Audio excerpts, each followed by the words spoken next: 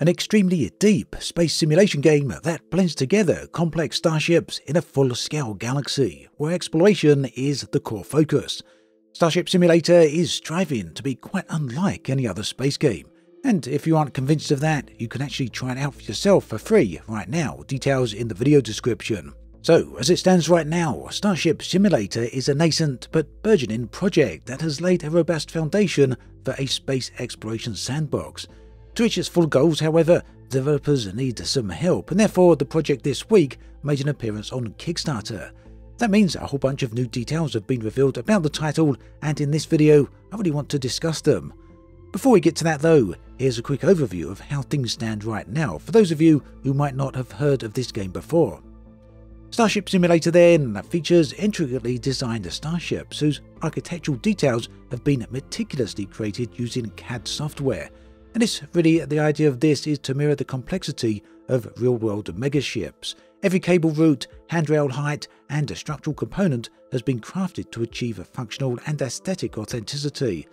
So yeah, pretty much everything about the starships you're going to see in this title are completely real. Well, I mean, obviously they are sci-fi, they're fictional, but they're built in such a way as to reflect reality. So the cables that run through the ship, if there's structural damage to the ship and these cables are damaged, then the cables will cause problems. They're going to need to be repaired. The same is true for every other single ship system. The game's current achievements then in ship simulation are certainly impressive. It boasts a detailed structural framework with well-defined design rules, realistically simulated electrical and piped fluid systems, and an operational fusion reactor complete with all the accompanying machinery such as pumps, chillers and storage tanks. So yeah, this really goes some way to really illustrate just how complex the starships are. Now, players can interact with the ship's systems through the ship operating system, which offers consistent user interfaces throughout the ship. These mostly take the form of in-world touchscreens. But also throughout the entirety of the ship you'll find other control panels, and these could be door switches, window overlays, or even holographic displays that allow for the representation of 3D data. So that by and large describes the ship, but what about the player? What's their role within this game? Well, the game offers a variety of roles for players to embody, each with distinct responsibilities that affect the gameplay experience, and these roles range from commanding officers who make crucial decisions and engage in diplomacy throughout the galaxy, to the deck crew responsible for piloting shuttles and handling cargo. Scientists also conduct scans and analyze samples, while engineers maintain the ship's functionality. And then we have medical personnel who ensure the health of the crew. And finally, there's the tactical officers who manage the ship's defences. Now, for those of you who may feel that's a little bit overwhelming taking on such a role, there's also less demanding experiences with roles such as passengers who can simply enjoy the experience of exploring the galaxy whilst the ship is run by, well, the AI crew or the other player crew. There's also the option to take on the role of a steward, and here you can contribute by cooking, bartending, or just general janitorial work. In short then, not only is the ship fully functional, but so too is the roles of all the crew on board.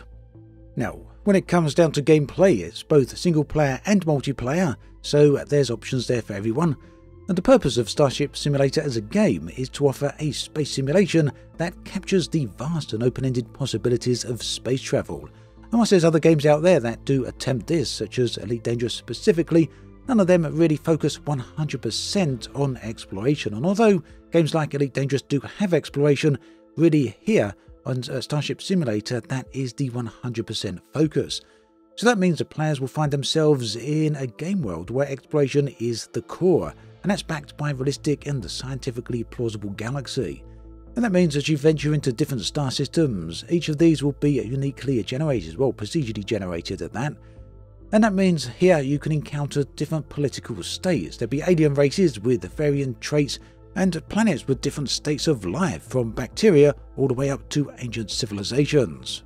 In short then, the idea is very much along the lines of being in a starship and heading on out there and exploring the galaxy, going where no one has gone before.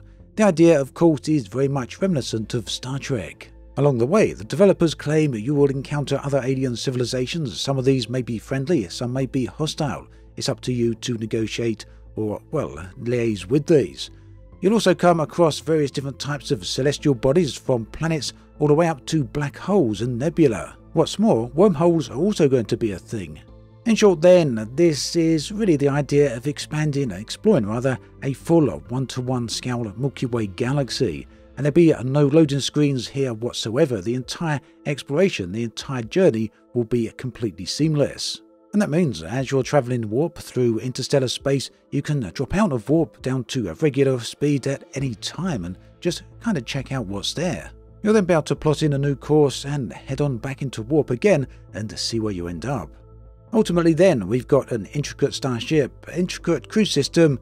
There's a whole load going on with the galaxy in terms of alien races, as well as all those celestial bodies and other things we just mentioned. Now this leads me on to another point, and this particular point is something I'm very interested in when it comes to Starship Simulator, and it is the fact that everyone has the same galaxy. And what that means is hopefully there's going to be a load of community mapping projects going on out there. Consider the Galactic Mapping Project from Elite Dangerous, and then factor in the discoveries of aliens and strange space anomalies. It could be very interesting indeed, and I really hope that is something that the community pick up and run with. It could be very, very interesting, a great part of the game. Ultimately, no matter how compelling this concept is, it is something that's still in very early development, and it is a Kickstarter project. What's more, everything we've seen so far in this game, and it is very impressive, the demo included, has been created by a single solo developer. And with that in mind, they're very, very realistic about where things are going to head and what they can achieve. So let's take a look at what they're actually saying about their goals and aims with the Kickstarter funds. So this is really important that they're realistic here. So they say, taking taxes and fees into account, their baseline funding target of £65,000 represents the estimated cost of getting early access over the finishing line as a minimum viable product. Feature-wise, that will include the full procedural galaxy, including many in-system objects to explore, the ability to send probes down to planetary surfaces to obtain physical objects, procedural alien races implemented across the galaxy, the Magellan-class starship finished and polished, that's the ship we've seen in the demo, the main crew roles fully implemented, that's all the roles that we've actually discussed in the video, and there's a brief image on the screen right here that gives some more details on that. The full NPC crew implemented with the ability to issue commands on the bridge. So if they can achieve all of that, I think that's going to be a pretty decent game right there. They say that should get them out of pre-alpha and into a solid alpha state. But that said, they do have bigger plans for the game, and of course, what would a Kickstarter be without its stretch goals? And there are quite a few of these. There's 7 different stretch goals here in fact. Look at these. We've got add native room scale VR support, add shuttle and alien structures, add planetary landings, ship versus ship mode, create dedicated content team, create our first story-driven campaign, and then officially licensed standalone content. This goes all the way up to a £1 million mark. So obviously these are very lofty goals, these are very, very ambitious, and I have some doubts as to whether they could all actually be achieved, even if they did hit £1 million. But that said, I think they're being very, very realistic with their funding here, and if they do hit that £65,000 goal, a £65,000 objective, which is looking very, very likely at this point, I think we're going to get a very decent game there. So anything above that is certainly going to be a bonus. It's all looking very good to me then. Of course, there is more details on that Kickstarter page, so do make sure to check it out. A link is in that video description. Thanks for watching all the way to the end. Take care. I'll catch you next time.